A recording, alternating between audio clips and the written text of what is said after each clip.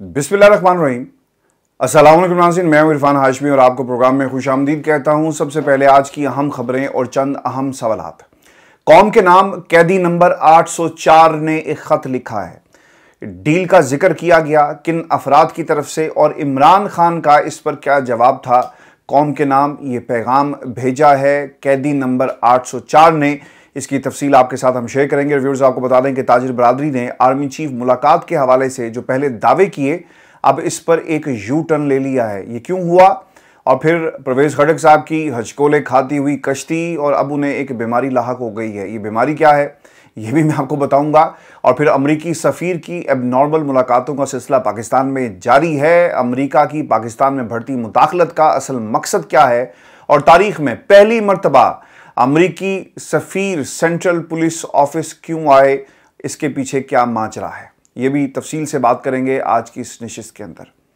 लेकिन व्यूअर्स, सबसे पहले आपको ये बताएं, अटक जेल में कैदी नंबर 804 की तरफ से कौम के नाम खत लिखा गया है।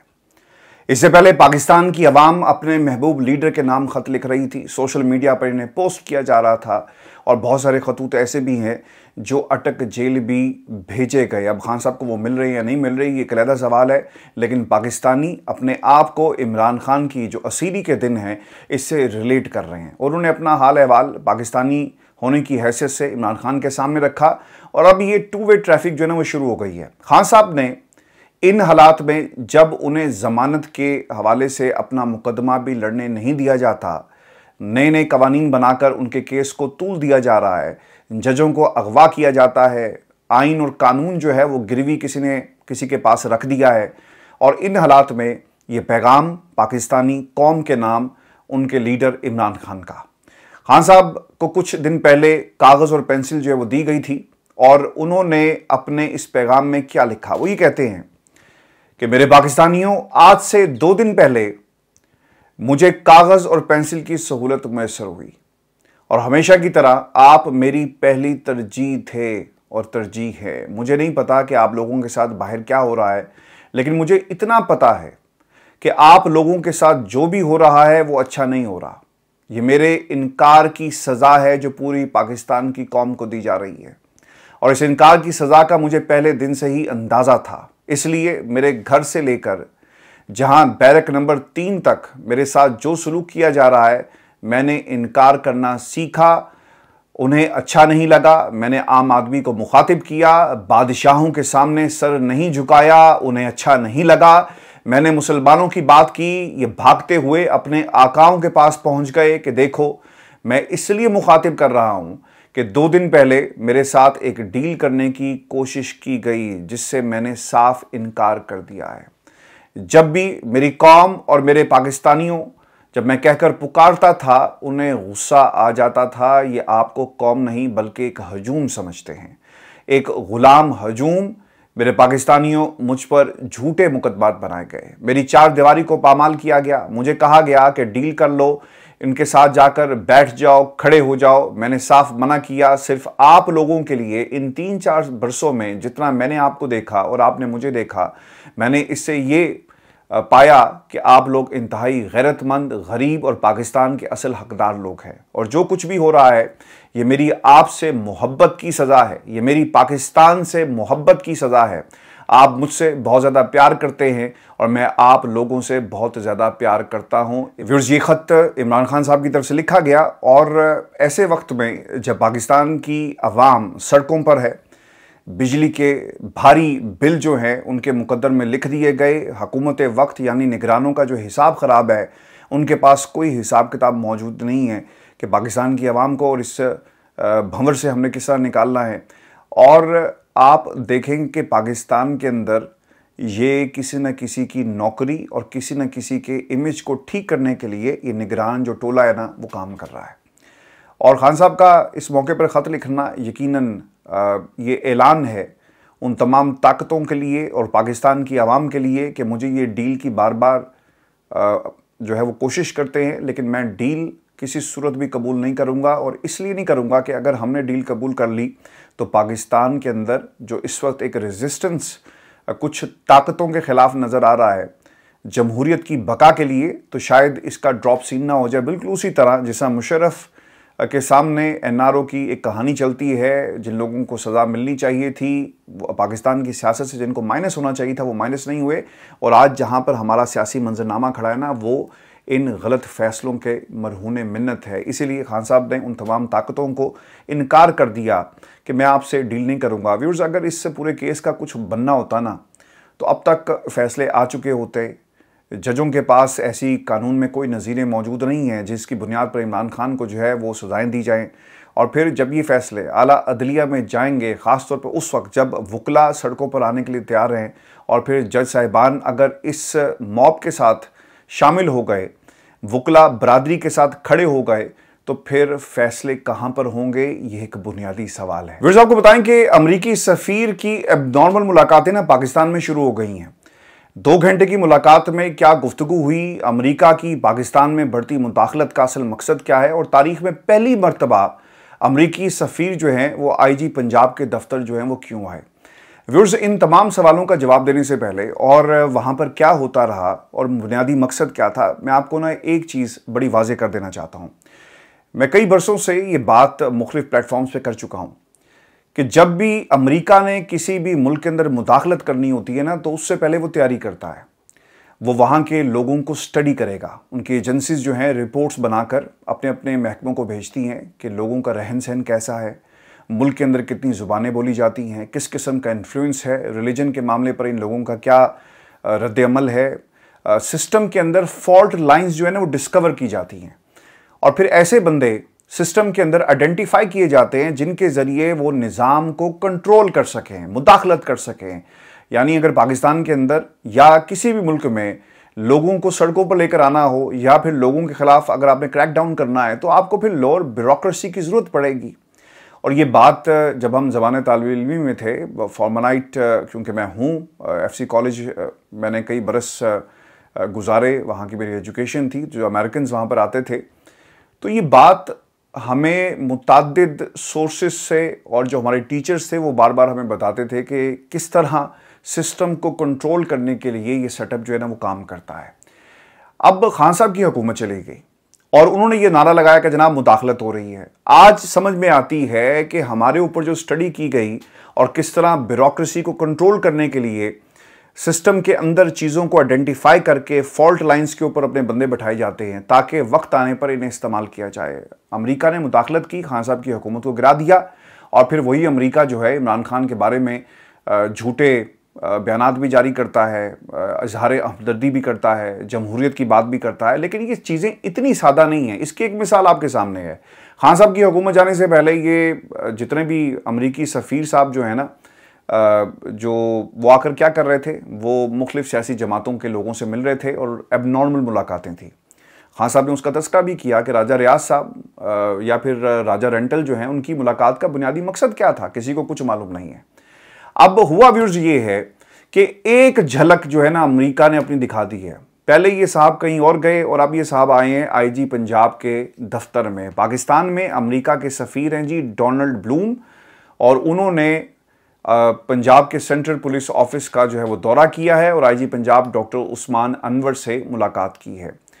किसी भी, और आईजी ऑफिस का एक बयान भी सामने आया जिसमें वो ये कहते हैं कि किसी भी अमरीकी सफ़ीर का सेंट्रल पुलिस ऑफिस का ये पहला दौरा है, और इस दौरे में अमरीकी सफ़ीर के साथ अमरीकी consul general Christian Hawkins, economics officer Douglas Johnston हैं, सिक्योरिटी अताशी हैं माइक डायमंड, और इसके साथ साथ सिक्योरिटी एडवाइज़र जो सफदर अली राव थे वो भी उनके हमरा थे।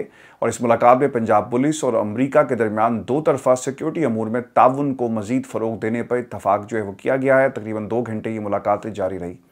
सवाल हैं जी हमारे कुछ अहम सवाल ये है कि एक बात हमें जहन में रखनी चाहिए कि ऐसी कोई भी मुलाकात वज़ारत ख़ारजा की मंजूरी के बग़ैर नहीं होती। मुलाकात से पहले इसका एजेंडा भी तय होना बहुत ही ज़रूरी है, और हुकूमत पूरी तरह इस पर ऑन बोर्ड है या नहीं है इसका भी तयन करना ज़रूरी है। ये भी मुमकिन है कि अमरीकी सफ़ीर को आईजी पंजाब के दरमियान कुछ ऐसे मामलात पर भी बात हुई हो जिसका एजेंडा सामने नहीं आया, क्योंकि कोई ब्रीफिंग जो है इस किस्म की नहीं दी गई। कौन से ऐसे मामलात थे जिसके ऊपर बात की गई, लेकिन क्या वज़ारत ख़ारजा से इस जो मुलाकात का एजेंडा जो है वो सामने आएगा? क्या हुकूमत पाकिस्तान की इस पर ऑन बोर्ड थी। इससे पहले ये खबरें भी आई कि डोनाल्ड ब्लूम ने जो चीफ इलेक्शन कमिश्नर से मुलाकात की, इसका एजेंडा भी वजारत खारजा से तय नहीं हुआ था और ना ही कोई प्रेस रिलीज जारी की गई, बल्कि अमरीकी सफारतखाना ने प्रेस रिलीज पहले जारी की, जिससे सारे का सारा जो है ना वो भांडा फूट गया। अब सवाल व्यूअर्स ये भी है कि अमरीकी सफ़ीर ऐसी एबनॉर्मल मुलाकातें क्यों कर रहे हैं? कभी वो चीफ इलेक्शन कमिश्नर, कभी निगरान वज़ीर-ए-आज़म काकर साहब, कभी पुलिस हेडक्वार्टर, और ऐसी मुलाकातों की बुनियादी वजह क्या है? और अमरीकी सफ़ीर निगरान हुकूमत और निगरान वज़ीर आला के साथ क्यों मौशी मामला पर बात कर रहे हैं? इसके लिए एक इलेक्टेड हुकूमत का होना बहुत ही ज़रूरी है। मैंने आपको पहले भी कहा था ना कि पॉपुलर हुकूमतें नहीं होती ना तो फिर सिस्टम में बाबू लोग बैठे होते हैं, और बाबू लोगों के ऊपर अमरीकियों की वैसे बड़ी रिसर्च है, और इनको कुछ देकर कुछ लेकर कुछ, मैं इल्ज़ाम नहीं लगा रहा, लेकिन मैं आपको सिस्टम को के अंदर जो लूप होल्स हैं, जो फॉल्ट लाइंस हैं, वो आइडेंटिफाई करने में मैं आपकी मदद कर रहा हूँ। अब जब पॉपुलर हुकूमत नहीं होगी, वजारत खारजा को पता नहीं कौन आ रहा है कौन जा रहा है, एक सफ़ीर साहब उठते हैं और पंजाब के जो IG को जाकर मिलते हैं, और पंजाब का IG जो है ना वो इसलिए भी इम्पॉर्टेंट है, लॉ एंड ऑर्डर की सिचुएशन, और खान साहब की गिरफ्तारियां, ज़मान पाक पर हमले, पुलिस कहाँ स्टैंड करती है, ये तमाम चीज़ें आपको याद रखनी है। इसी अमरीकी सफ़ीर ने 2 दिन पहले एक और सियासी मुलाकात की। अमरीकी सफ़ीर डोनाल्ड ब्लूम ने मरीम नवाज़ से मुलाकात की। अमरीकी सफ़ीर डोनाल्ड ब्लूम की मरीम नवाज़ से मुलाकात जो है, सोर्सेज ये बताते हैं कि मरी में हुई। अमरीकी सफ़ीर का IG पंजाब के दफ्तर का दौरा, सफ़ीर को IG पंजाब का सफ़र जो है वो क्यों याद आया, और वो दफ्तर आकर किस किस्म की गुफ्तगू करते हैं, इसके ऊपर रावी और पाकिस्तान का दफ्तर खारजा जो है वो मुकम्मल खामोश है। अमरीकी सफ़ीर के IG दफ्तर जाने का मतलब क्या समझा जाए? अमरीकी सफ़ीर वहाँ क्या लेने गए थे? सिक्योरिटी इदारों के टॉप ऑफिसर्स की इस तरह की मुलाकातों से सिक्रेसी मुतासिर होने का ख़दशा है। इसका भी कोई जवाब हमें देगा या पाकिस्तान की आवाम को इसी तरह छोड़ दिया जाएगा? और सफ़ीर का ये काम नहीं कि वो IG के दफ्तर जाए, पहले इलेक्शन कमीशन और अब IG ऑफिस। अमरीकी सफ़ीर का कि इन मुलाकातों से पाकिस्तान की आवाम को क्या तासुर जाएगा? क्या इससे अब ये तासुर लिया जाए कि पाकिस्तान के अंदरूनी मामलात और इदारों में अमरीकी दिलचस्पी इस कदर बढ़ गई है कि अमरीकी सफ़ीर उनके दौरे कर रहा है और मुलाकातें कर रहा है? होता है ना कि आप विज़िट कर रहे हैं, चलें खैर सगाली जज्बे के तहत आपने मुलाकात की, आप एक स्टेटमेंट जारी कर देते हैं, बात ख़त्म हो जाती है। लेकिन 2 घंटे IG साहब, हमें कच्चे क्या ऑपरेशन जो है हमसे नहीं होता, तो हम सिक्योरिटी के मामलात पर अमेरिका की क्या मदद लेंगे, या हम उनकी मदद क्या कर सकते हैं? कच्चे के इलाके में आज भी डाकू जो है ना दिन दनाते फिर रहे हैं, लेकिन हमें जो बात बताई जाती है मीडिया पे, वो कहा यह जाता है कि जनाब 2 तरफ़ा अमूर पर और बाहमी दिलचस्पी के अमूर पर तबादला ख्याल हुआ।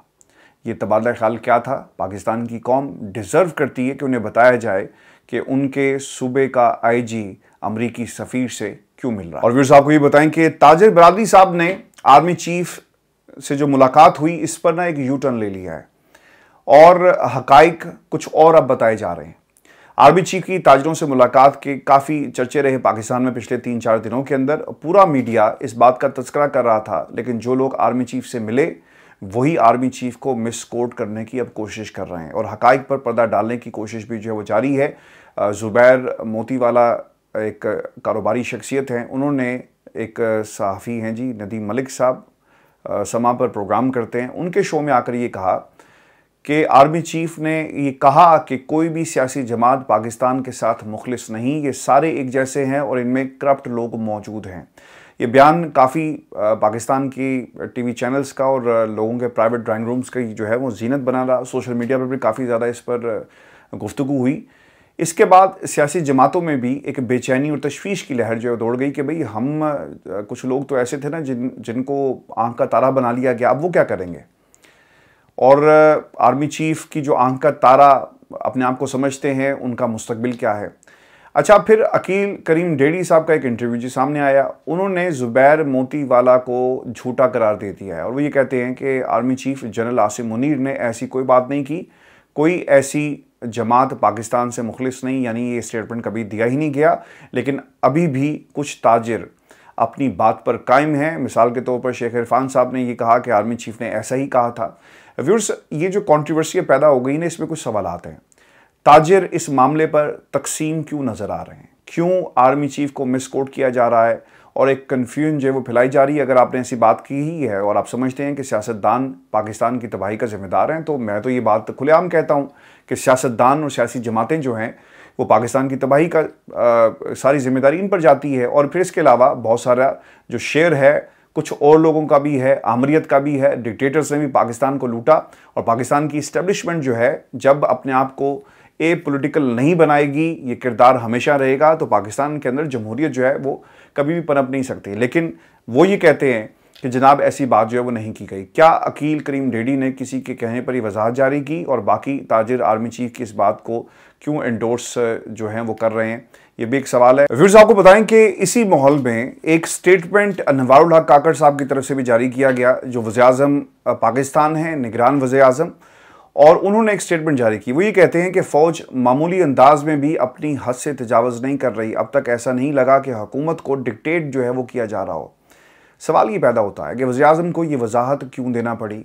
इसकी वजह यह है कि यह तासुर बहुत मजबूत हो चुका है कि मौजूदा निगरान सेटअप की सिलेक्शन में पाकिस्तान की इस्टेब्लिशमेंट का हाथ है और तमाम तर हुकूमती मामलात वही चला रहे हैं। ये तासुर PDM हुकूमत के दौरान भी मौजूद था और ये बात मैं नहीं कर रहा, किसी पर इल्ज़ाम नहीं लगा रहा। राजा रियाज साहब से हमने यही कहानी सुनी कि जनाब बड़ों ने फैसला किया इलेक्शन कब होंगे, बड़ों की तरफ से जो नाम आएंगे वहीं से नाम जो है उन्हें इंडोर्स किया जाएगा। और फिर ये भी खबरें आई कि जब शहबाज शरीफ की राजा रियाज से मुलाकात हुई तो दोनों एक दूसरे को देख रहे थे कि हमने किसका नाम जो है निगरान वज़ीर-ए-आज़म के लिए देना है। तो फिर पता चला कि जनाब निगरान वज़ीर-ए-आज़म का नाम जो है जहाँ से आना है वहाँ से नहीं आया।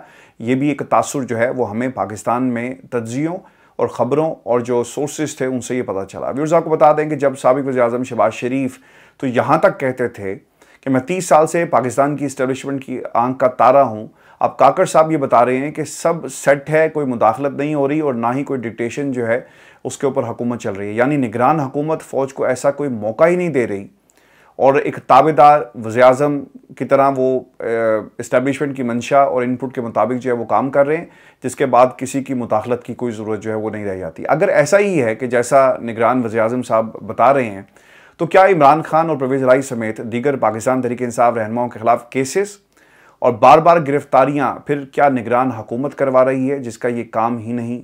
फिर इसके पीछे कौन है? कौन ये इनपुट दे रहा है कि पाकिस्तान तहरीक इंसाफ क़यादत को जेलों से रिहा होते ही अदालती अहकामात के बावजूद जो है वो दोबारा गिरफ्तार कर लिया जाए, और ये किसके कहने पर हो रहा है?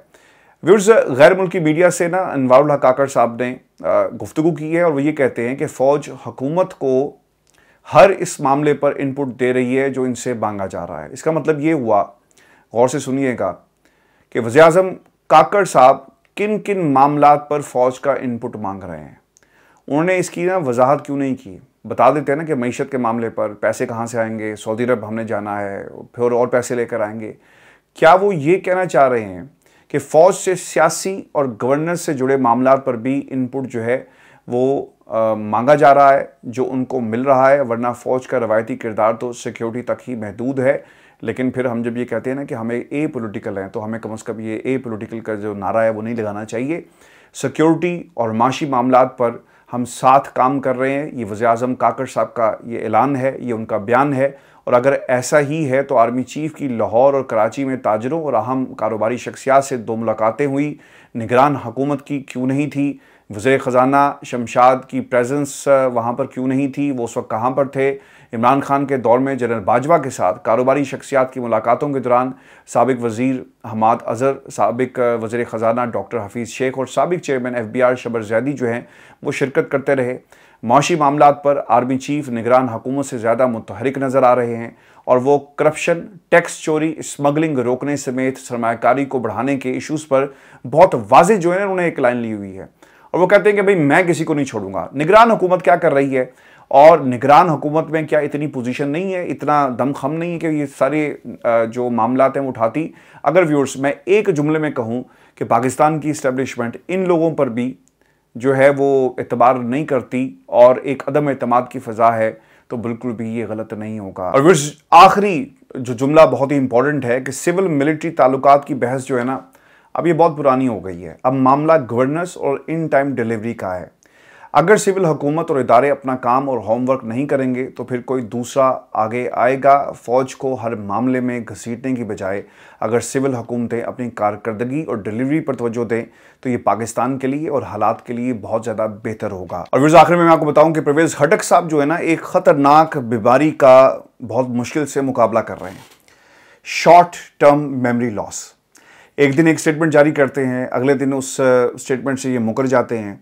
डिल्यूजनल किस्म की ये पर्सनैलिटी हैं और इमरान खान के हवाले से इन्होंने बहुत सारे ना दावे कर दिए हैं। आप लोगों को ना रेलिवेंट रहने का बहुत शौक़ है, यानी खटक साहब को, तो वो क्या करते हैं, रोज़ाना कोई ना कोई एक बयान जारी करेंगे जो इमरान खान को हिट करे। लोग इनकी वाह करेंगे, यानी जो इनके हैंडलर्स हैं, और ये समझते हैं कि शायद यही इनका पॉलिटिकल कैपिटल है जिसे इस्तेमाल करके आइंदा इंतखाबात में जीत जाएंगे। अच्छा, इन्होंने एक स्टेटमेंट जारी किया और ये कहते हैं कि इंतखाबात तक इमरान खान की पीटीआई का खैबर पख्तूनख्वा से मुकम्मल हम सफाया कर देंगे। इमरान खान कहते थे कि किसी के जाने से मुझे कोई फ़र्क नहीं पड़ता, लेकिन आज मैं ये बताना चाहता हूँ कि तुम्हें फ़र्क ज़रूर पड़ेगा। जिन लोगों ने तुम्हारी हुकूमत बनाई, आज वो पाकिस्तान तहरीक-ए-इंसाफ पार्लियामेंटेरियंस में शामिल हो चुके हैं। 2 दिन पहले इनका एक इंटरव्यू सामने आया जिसमें इन्होंने कहा कि केपी में पीटीआई जो है वो सबसे ज़्यादा मकबूल तरीन जो है वो जमात है। लेकिन आज उनका एक स्टेटमेंट और आ गया और परवेज़ खटक साहब जो हैं एक डिफरेंट किस्म का ओपिनियन जो है वो इमरान खान के बारे में हमेशा देते हैं, लेकिन अगले दिन जो है वो मुकर जाते हैं। व्यूअर्स, मैं आपको एक बात बताऊं कि पाकिस्तान की सियासत में इनके ये आखिरी दिन चल रहे हैं और जब आपको एक बीमारी ऐसी यानी शॉर्ट टर्म मेमोरी लॉस का आप शिकार हो जाए ना, तो फिर आप किसी भी वक्त जो है ना, आपकी जो सियासी ज़िंदगी है वो आपको धोखा दे सकती है। तो सियासी ज़िंदगी जुड़ी हुई है पाकिस्तान की आवाम से, आपके हल्के के वोटर के साथ, और हल्के का वोटर जो है वो बहुत चार्ज्ड है। महंगे बिजली के बिल और दीगर गवर्नेंस के मसाइल जो हैं वो रोज़ाना की बुनियाद पर आम पाकिस्तानी जो है ना वो लड़ता है। तो परवेज़ खटक साहब की जो सियासी मौत है ना वो बहुत करीब है और ये जितनी मर्ज़ी बात करें, क्योंकि जिस पर इल्ज़ाम लगा रहे हैं ना वो जेल में बैठा हुआ है, उसे जेल में ज़बरदस्ती रखा हुआ है। आप एक स्टेटमेंट जारी करके और प्रेस कॉन्फ्रेंस करके आप बाहर फिर रहे हैं, तो इस किस्म की स्टेटमेंट से या तो वो डॉक्टर फिरदौस आशिक ऐवान जो है वो ज़िंदा अपने आप को रख रही है बयान देकर इमरान खान के ख़िलाफ़, या फिर ऐसे लोग हैं। अच्छा, एक इंटरेस्टिंग बात ये है कि बहुत सारे लोगों ने ना इमरान खान के नाम को इस्तेमाल करके पैसे भी बनाए हैं और कुछ लोगों ने अपनी सियासत चमकाई है। वो लोग थे जिन्होंने अपनी सियासत जो है ना चमकाई है माजी में साथ लग के।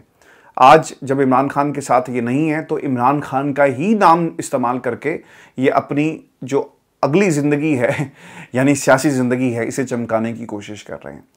व्यूअर्स, अपने कमेंट्स भेजिएगा परवेज़ खटक साहब के हवाले से। चैनल को सब्सक्राइब करें। इजाज़त दीजिए, अल्लाह के बाद।